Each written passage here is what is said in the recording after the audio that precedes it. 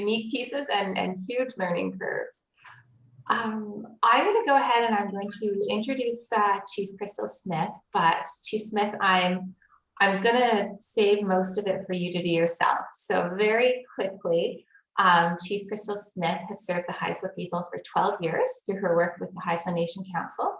She started as an executive assistant to Chief and Council in 2009 and was elected Chief Councillor in 2017. She holds a diploma in business administration from Coast Mountain College and a business skills certificate from Thompson Rivers University. In November 2019, she was named chair of the First Nations LNG Alliance, a group committed to encouraging First Nations development of the LNG industry to provide employment and other sustainable benefits for BC's Aboriginal people, which I think many of us have heard of, and that's a huge role. I'll leave it to you, Chief Smith, to speak a little bit about your passions and what you advocate for, which is the rest of what I have in your bio, because you can probably do it much more eloquently than I can. And I want to thank you for coming today, and I'll turn it over to you. Thank you so much, and thank you all for joining us today.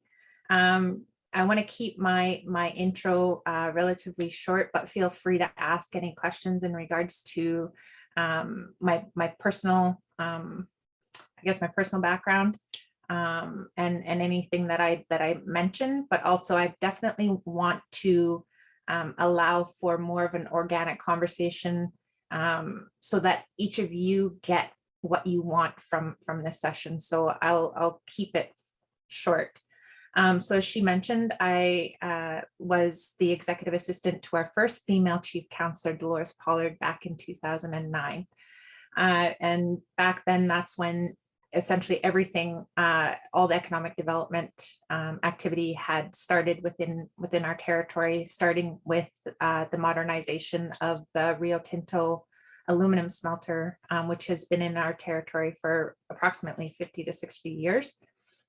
So I came on board, aboard the table during a very exciting time within our nation. I essentially would describe it as a change in our future at that point. So I served as her executive assistant for her 2-year term, 2011. In 2011, that's when Ellis Ross was elected to be our chief councillor. I served as his executive assistant for, again, 2 years. But within that 2 years, I used my executive assistant role to essentially take it as an opportunity for a mentorship. I had taken it, I had requested that I attend some more of the meetings with him and more of the speaking engagements so that I could learn what his vision was, reasons behind he was moving and progressing the nation in the area that he wanted to accomplish for our people. And I talk about that aspect because there was one speaking engagement, and because I was staff and we were still under a lot of our government funding, I wasn't able to go to every speaking engagement with him. And he chose one that was going to be taking place in Vancouver at the convention center. And when we walked into the room, there was approximately 300 to 400 government officials, CEOs in the room. And I took the opportunity to ask him, like, aren't you nervous? Like, there's so many people here that are, and why do they want to listen to you speak? And he went up on stage with no speaking notes. And he spoke from the heart. And as I looked around the room, I didn't see too many other First Nations people in the audience. And as he spoke about our similarities that each of our nations have experienced in the past with residential school, having to deal with managing poverty, talking about mental health, addictions, suicides. And he spoke about what he visioned, that he wanted an opportunity, he wanted a solution. And up until that point, we had no solutions. We essentially were up against other First Nations communities when it came to funding. And we wanted programming that met the needs of our people, but we also wanted an opportunity for them to succeed and thrive on their own. And in that speech, I felt so moved in the audience that the next conversation with him, we were actually on our way back out to the airport. We were coming back home.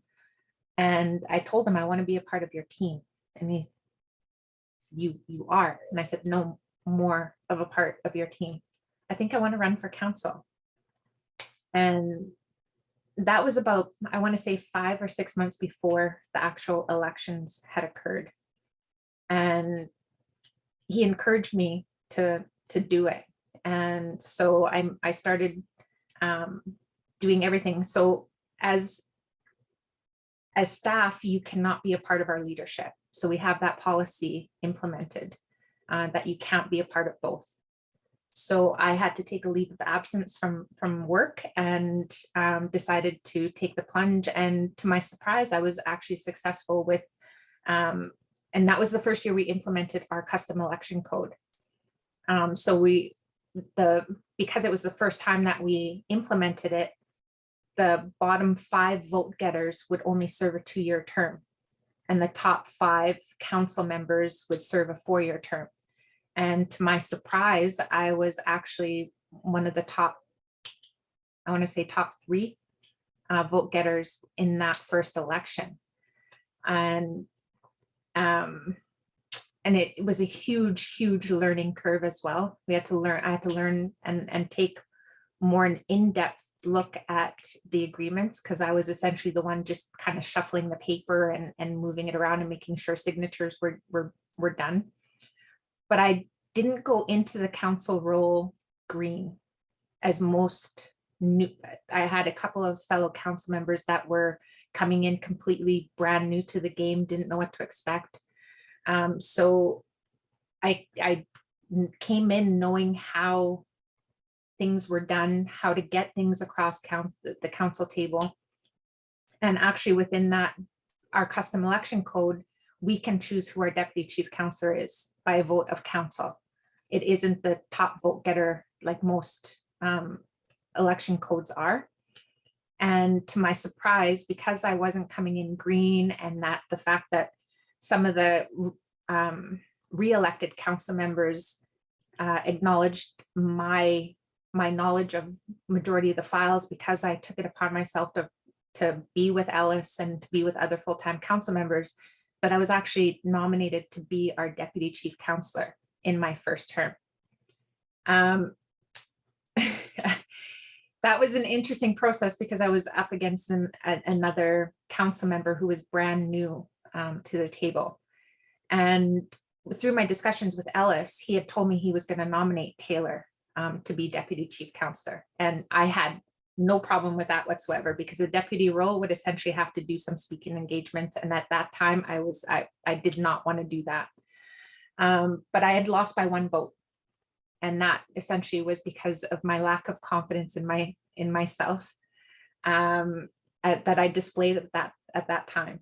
The speaking engagements absolutely scared me quite a bit. It was one of my biggest fears coming into this role, is that I was actually expected to speak in front of our people now. So fast forward, I served as a chair. So I had to learn how to speak for myself at the council table. Fast forward to near the end of our term, so 2017, I believe, no, 2016. Ellis decided to inform us that he was going to be stepping down as our chief councillor, and that he was going to take on the role of the MLA within our region. And at that time, we were so close to our elections in 2017 that it didn't make financial sense for us to do a by-election for an only 8-month term. So our council decided to appoint somebody from our existing council. And I always describe this as either the most smartest or dumbest thing that I've ever done in my life, but I put my name forward. And when I put my name forward, it was recommended that if I decide to do the 8-month acting chief councillor, that I would run in a 2017 election as the chief council for the chief councillor position. And that was another decision that I had to make. But nobody else was willing to put their name forward. So I stuck with it and truly felt that the existing team that we had at the council table would be my backbone. They would be my strength. And luckily we were elected, the same team. And we served my first term as chief councillor was probably I'd never be able to gain that experience that I did. We had a positive final investment decision made by both LNG Canada and Coastal GasLink, which we had worked with those entities for many years in preparation for the project to be a success. And essentially, it's the single largest private investment in Canadian history, and it's right in our territory. So there were a lot of excitement in my first term as chief. I'm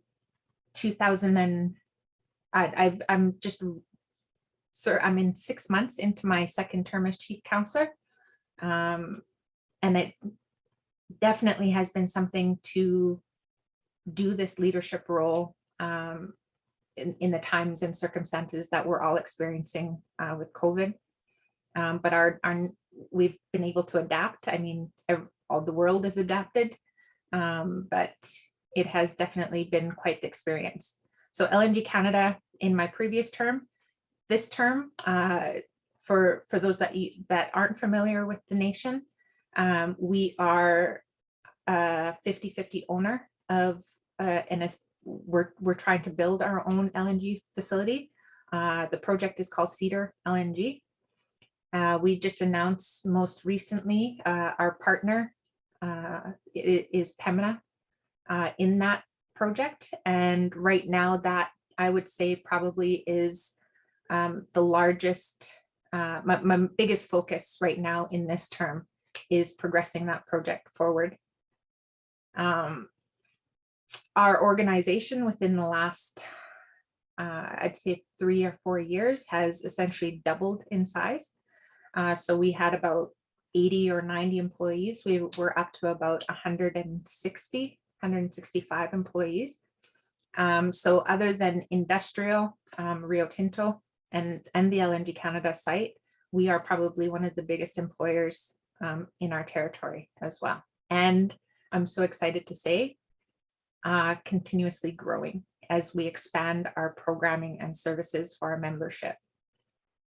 I'll leave it at that. And I hope that sparked a bit of questions in your guys' minds. I saw a couple of people writing things down. So I'll leave it at that. Oh, I actually didn't. I'm a mother of 2. I've got a 19-year-old daughter. I've got a 14-year-old who's going to be 15 shortly. I'm a single mom. In 2013, I lost my common law to suicide.